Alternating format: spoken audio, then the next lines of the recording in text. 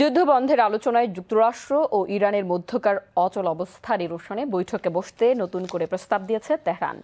পাকিস্তানের মাধ্যমে দেয়া এই প্রস্তাবে অসন্তোষ প্রকাশ করেছেন মার্কিন প্রেসিডেন্ট ডোনাল্ড ট্রাম্প।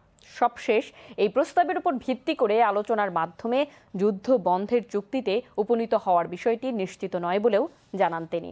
এদিকে ইরান ও ইসরায়েলের মধ্যকার যুদ্ধ পরিস্থিতি শেষ হওয়ার মধ্যেই কিউবাকে যে কোনো সময় দখলে নেবার ঘোষণা দিয়েছেন মার্কিন প্রেসিডেন্ট।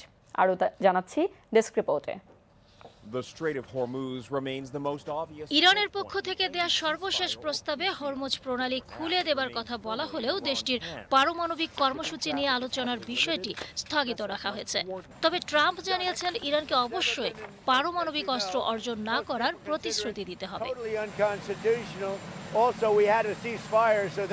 অন্যদিকে পররাষ্ট্রমন্ত্রী আব্বাস আরাকচি জানিয়েছেন যুক্তরাষ্ট্র আগ্রাসী বক্তব্য পরিহার করলে কূটনৈতিক আলোচনার মাধ্যমে সংকট সমাধান সম্ভব। শুক্রবার নিজের টেলিগ্রাম অ্যাকাউন্টে দেয়া এক পোস্টে তেহরানের এই অবস্থানের কথা ব্যক্ত করেন তিনি।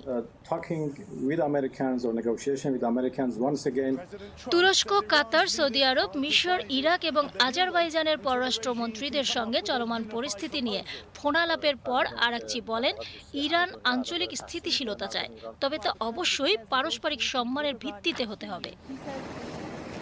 যুক্তরাষ্ট্র ও ইরানের মধ্যে আলোচনার পথ খোলা রাখতে এবং একটি শান্তি চুক্তির দিকে অগ্রসর হতে দুই দেশের মধ্যে প্রস্তাব আদান প্রদান করছে পাকিস্তান।